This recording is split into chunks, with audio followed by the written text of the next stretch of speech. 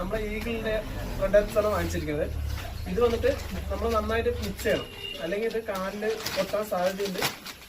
അപ്പൊ ഞാൻ ചിലപ്പോൾ അടുത്ത റൂമിലേക്ക് നമ്മൾ ടാറ്റു ഉപയോഗിച്ച് നോക്കും അതെങ്ങനെയുണ്ട് ക്വാളിറ്റി, ഇതെങ്ങനെയുണ്ട് ക്വാളിറ്റി എന്നുള്ളത്. അപ്പൊ നമ്മൾ നമ്മൾ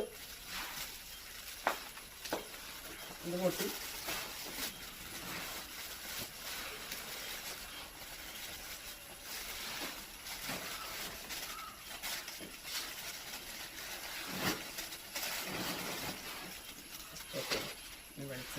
ഓക്കെ.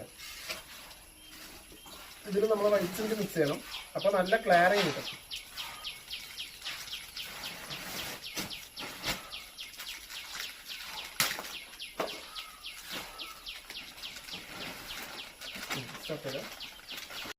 നമ്മളെ കൈയോടെ സിമെന്റ് ഇട്ടിട്ടുണ്ട്. അതായത് 1 കിലോ റെഡ് എർത്തിന് 1 കിലോ 3 കിലോ സിമെന്റും 1 കിലോ വൈറ്റ് സിമെന്റും എല്ലാം കൂട്ടിയാണ്. ഇത് നന്നായിട്ട് മിക്സ് ചെയ്യണം. മിക്സിങ് ആയിട്ടില്ലാന്നുണ്ടെങ്കിൽ കാലിൽ ഒട്ടിപ്പിടിക്കാൻ സാധ്യതയുണ്ട്. പിറ്റേ ദിവസം ഇത് മൊത്തം ഇളകി വരാൻ സാധ്യതയുണ്ട്. അപ്പൊ നന്നായിട്ട് മിക്സ് ചെയ്യണം. ഇത് നന്നായി മിക്സ് ചെയ്ത ശേഷം നമുക്ക് അതിൽ ആഡ് ചെയ്യാൻ പറ്റുള്ളൂ. ഓക്കെ, നമ്മളിത് ഏകദേശം അല്ല നന്നായി മിക്സ് ചെയ്തിട്ടുണ്ട്. മിക്സ് ചെയ്ത് ഈ കളറ് നമുക്ക് വരണം. സിമെന്റും വൈറ്റ് സിമെന്റും എല്ലാം മിക്സ് ചെയ്ത് കഴിഞ്ഞാൽ ഈ കളർ വരണം. ഓക്കെ, ഇനി നമുക്ക് അടുത്ത പണി പരിക്കണല്ലേ. ഞാൻ അകത്തോട്ട് പോവാം. അകത്തോട്ട് പോയിട്ട് പരിക്കനൊക്കെ ഇട്ടതിന് ശേഷം ഇത് നമ്മൾ അതിൽ മിക്സ് ചെയ്ത് ആഡ് ചെയ്ത് ഒഴിച്ചാലാണ് കട്ടാവുള്ളൂ. ഉള്ളിലേക്ക് പോവാം.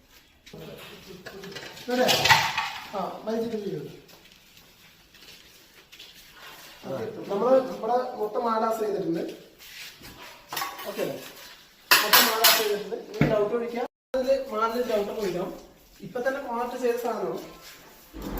മാല കംപ്ലീറ്റ് ഡൗട്ട് ഒഴിച്ച് സെറ്റാക്കിയിട്ട് ഇതെല്ലാം മാല ചെയ്ത് ലാസ് ചെയ്തിട്ടുണ്ട്. മറ്റേ പരിക്കണത്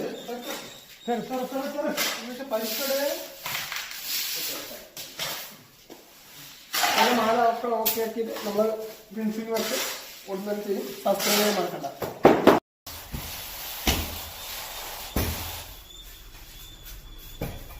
നമ്മളിപ്പോ മാല ഇട്ടിട്ടുണ്ട്. ഇടിച്ച് കഴിഞ്ഞാൽ കാഴ്ച ഉണ്ടാവില്ല. അപ്പൊ നമുക്ക് ചാണകം ഒഴിച്ചാലും എല്ലാത്തിനും അടിപൊളിയായിരിക്കും. അപ്പൊ അത് കാരണം നമ്മുടെ അസിസ്റ്റന്റിലേക്ക് ഇട്ടുകൊണ്ടിരിക്കുകയാണ്. അത് തന്നെ എല്ലാത്തിനാണ്. അത് ഫുള്ള് ഫിറ്റാണ്.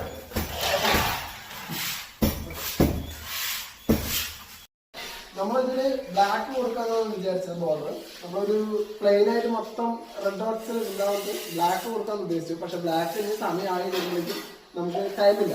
അപ്പൊ നമ്മൾ ഗ്രൗണ്ടിനെ ഒഴിച്ചിട്ട് ഇതിന് സെന്റർ മാത്രം ബ്ലാക്ക്